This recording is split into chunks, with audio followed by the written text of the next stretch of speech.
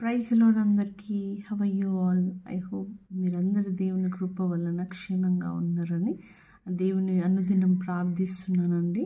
So ఈరోజు నేను మాట్లాడే వాక్యము, దేవుని యొక్క వాక్యము వచ్చేసి సామెతలు. సో దావీదు కుమారుడైన ఇశ్రాయేలు రాజు అయిన సొలొమోను యొక్క సామెతలు.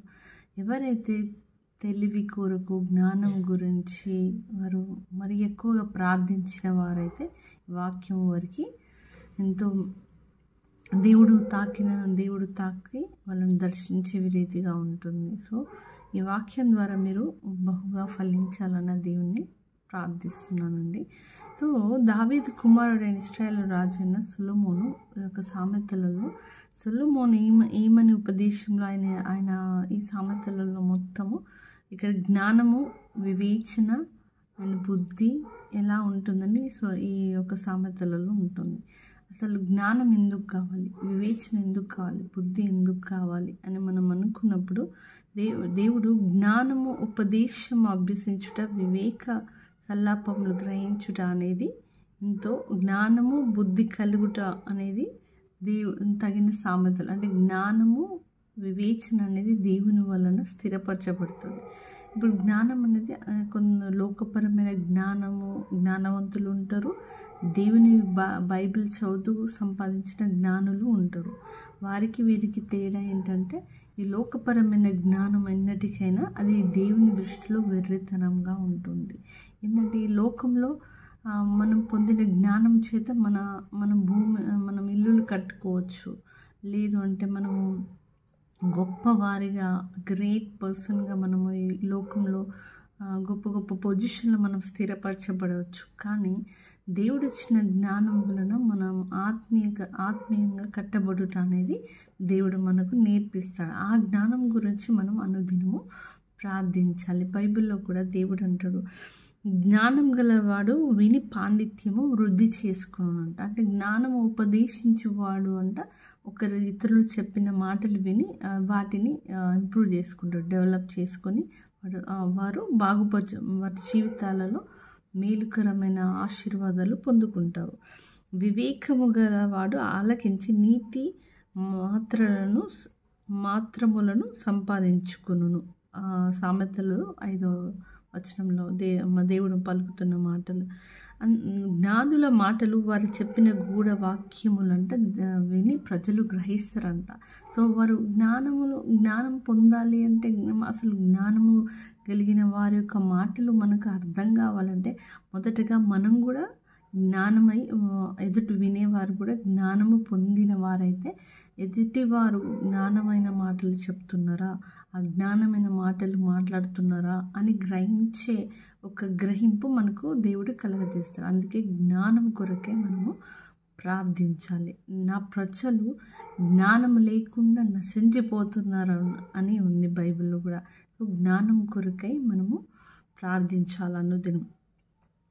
సో మనము జ్ఞానుల మాటలు మనము విని మనం గూఢ వాక్యములు అంటే బైబిల్లో ఉన్న ప్రతి ఒక్క వాక్యమును మనం గ్రహించి నీతి న్యాయముల మార్గం వైపు, పరలోక రాజ్యము వైపు మన జీవితాలు కట్టబడతాయి.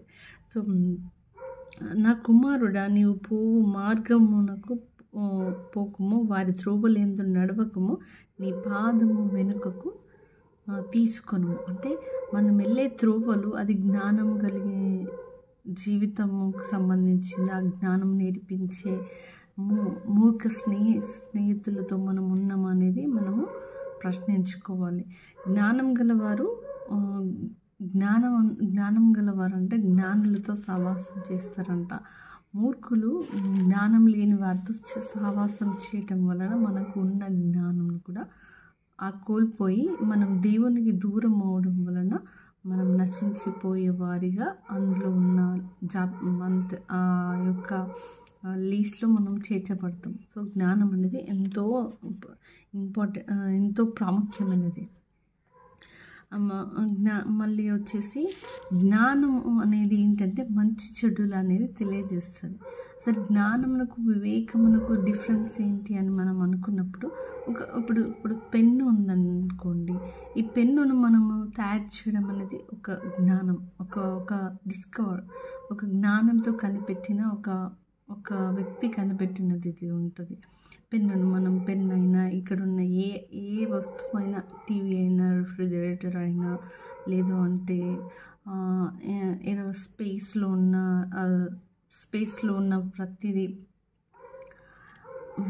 మనం రాకెట్ సైన్స్ అని ఏదైనా, రాకెట్స్ అయినా మనం లాంచింగ్ చేయడం అనేది అంత జ్ఞానం కలిగింది. కానీ దాన్ని ఎలా ఉపయోగించాలి, ఏ విధంగా మనము వాడాలి అనేది వివేచన వలన మనకు స్థిరపరచబడుతుంది. ఒక ఇల్లు కట్టాలంటే మనకు జ్ఞానం ఉండాలి, దానికి ఇంజనీర్ కావాలి. ఆ ఇల్లును కట్టి దాన్ని ఏ ఇసుక వాడాలి, ఏ సిమెంట్ వాడాలి, ఎన్ని ఇయర్స్ అయితే అది స్థిరపరచబడుతుంది, అది కూలకుండా ఎన్ని రోజులు అది స్టాండర్డ్గా నిలబడుతుంది అనేది వివేచన వలన స్థిరపరచబడుతుంది. అందుకే జ్ఞానము అనేది, వివేచన అనేది రెండు స్నేహితుల వలె ఉంటుంది. జ్ఞానం ఉండగానే సరిపోదు, ఏది వాడాలి, ఇప్పుడు ఈ పెన్ను ఉంది ఎలా ఉపయోగించుకోవాలి, ఇది రాసేటప్పుడు మనకు రాయడం, బుక్స్కి, మనం ఎగ్జామ్స్కి, ప్రతిదానికి ఏదైనా ఇంపార్టెంట్ థింగ్స్ మనం నోట్ చేసుకోవడానికి పెన్నును మనం ఉపయోగించుకోవచ్చు. కానీ ఇదే పెన్నుతో మనము ఇతరులకు కూడా హాని చేయడానికి వీలుగా ఉంటుంది. మనం ఉపయోగించుకునే విధానం అనేది వివేచన వలన స్థిరపరచబడుతుంది. అందుకే దేవుడు జ్ఞానమును వివేచన పొందుకోమని ఉన్నాడు. తెలివి కూడా మనకి మొదటగా 2 రకాలుగా ఉంటుంది. ఈ లోకపరమైన తెలివి దేవుని యొక్క జ్ఞానం, దేవుడు ఆలోచించే విధానంలో వెర్రితనంగా ఉంటుంది ఈ లోకపరమైన తెలివి. ఎందుకంటే దేవుడు జ్ఞానవంతుడు, వాక్యమే జ్ఞానమై ఉన్నది. ఆ వాక్య జ్ఞానములలో మనము ధర్మశాస్త్రమును మనం చదివి మనము అనుకరించడంలో జ్ఞానం ఉంటుంది. కానీ ఆ వాక్యం అనుకరించే విధానంలో మనకు ఏ విధంగా మనం ఫాలో అవ్వాలి, ఎక్కడ మనం ఏది మాట్లాడాలి, జ్ఞానము ఎంతవరకు, వాక్య జ్ఞానం ఎవరితో ఎట్లా మాట్లాడాలి. ఇప్పుడు మనకు కొన్ని ఆజ్ఞలు ఉన్నాయి, అవి పాటించమని మనం ఖచ్చితంగా మనం చెప్పినాం అనుకోండి, కొంతమందికి అది ఇష్టం ఉంటుంది, బాధపడేవారు ఉంటారు. కానీ ఆ వివేచనతో మనం చెప్పినప్పుడు వారికి కూడా అది ఎంతవరకు హర్ట్ చేయకుండా వారితో మాట్లాడినప్పుడే కదా వాళ్ళకు ఆ యొక్క దేవుని వాక్యం హృదయ లోతులో వెళ్ళి స్థిరపరచబడుతుంది. మంచి చేసే తెలివి ఉంటుంది, చెడు చేసే తెలివి కూడా ఉంటుంది. సో మనం మంచి చేసే వారికి ఉండాలి, కానీ మన తెలివితేటలతో ఇతరులకు హాని చేసే విధంగా లోకపరమైన తెలివితేటలు దేవునికి వెర్రితనంగా ఉంటుంది. అలాంటి తెలివితేటలకు మనం అడగకుండా దేవుని జ్ఞానమును పొందుకునే వారికి ఉండాలి. వివేచన అది ఎంతవరకు మేలు చేస్తుంది, అంటే వివేకం కలిగి మనము దేవుని వెతికితే ఎంతవరకు ఇది మంచిది, ఎంతవరకు ఇది చెడు అనేది మనం ఆలోచించుటే వివేకం. అది కూడా దేవుని నుంచి పొందుకునేవారుగా ఉండాలి. జ్ఞానుల సహవాసం చేసేవారు జ్ఞానవంతులు అవుతారు. ఇప్పుడు జ్ఞానం లేక ఎవరితో పడతారు, మూర్ఖుల సహవాసం చేసేవారు చెడిపోవుదురని బైబిల్లో ఉంది. ఇక్కడ జ్ఞానమును ప్రేమించువాడంట తన తండ్రిని, సామెతల్లో వచ్చేసి 29, జ్ఞానమును ప్రేమించువాడు తన తండ్రిని సంతోషపెట్టును.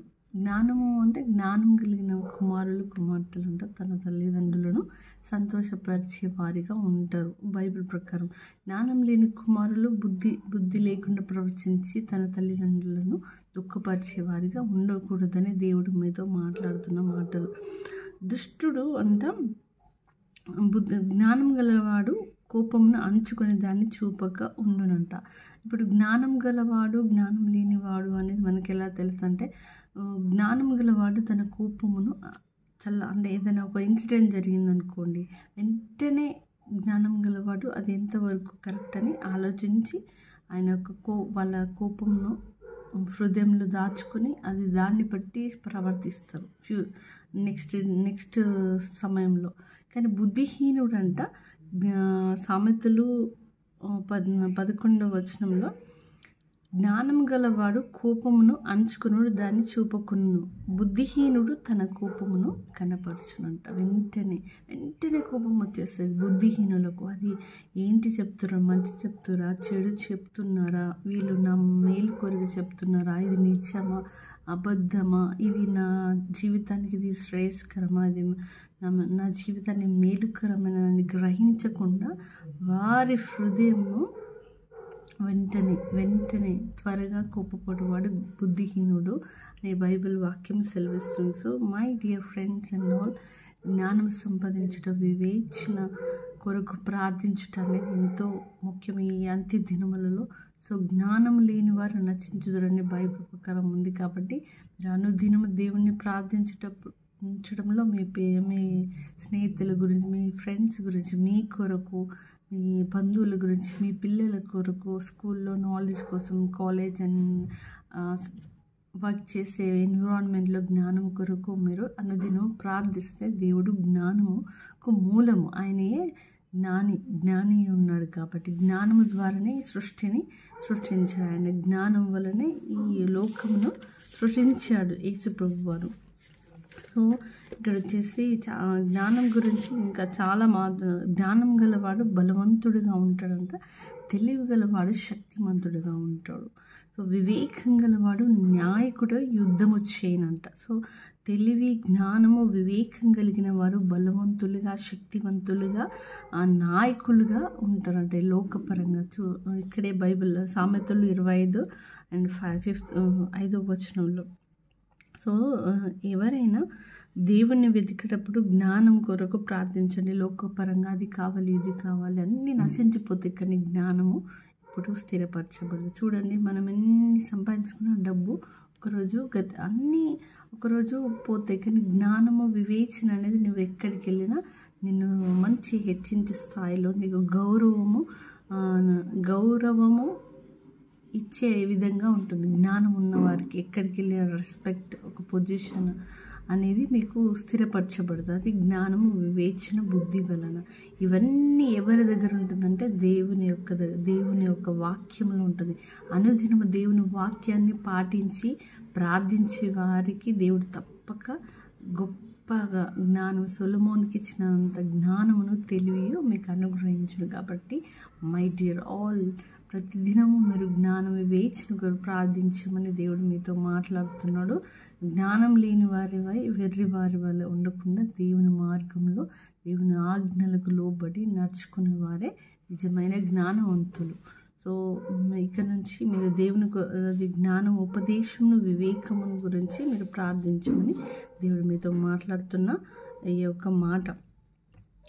జ్ఞానం వలన ఇల్లు కట్టబడును, వివేచన వలన అది స్థిరపరచబడును అనే వాక్యము ఇక్కడ కూడా మాట్లాడుతున్నాడు దేవుడు. మళ్ళీ జ్ఞానమును ప్రేమించువాడంటే తన తండ్రిని సంతోషపెట్టునంట.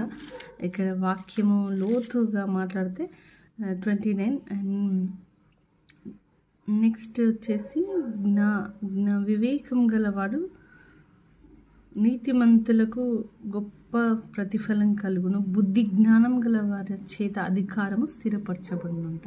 బుద్ధి జ్ఞానం ఎవరికైతే ఉందో వారి దగ్గరేనంట అధికారము స్థిరపరచబడుతుంది. మీరు అధికారం, మంచి పొజిషన్ కావాలని కోరుకుంటున్నారా? మీ ఆఫీసులలో ఎక్కడైనా మీరు బుద్ధి జ్ఞానమును కావాలని దేవుడిని అనుదినం మీరు ప్రార్థించే వారిగా ఉండండి. తప్పక దేవుడు బుద్ధి జ్ఞానం ఇచ్చి మీకు గొప్ప స్థానంలో మీ కంపెనీలో మిమ్మల్ని దేవుడు తప్పక నిలబెడతాడు.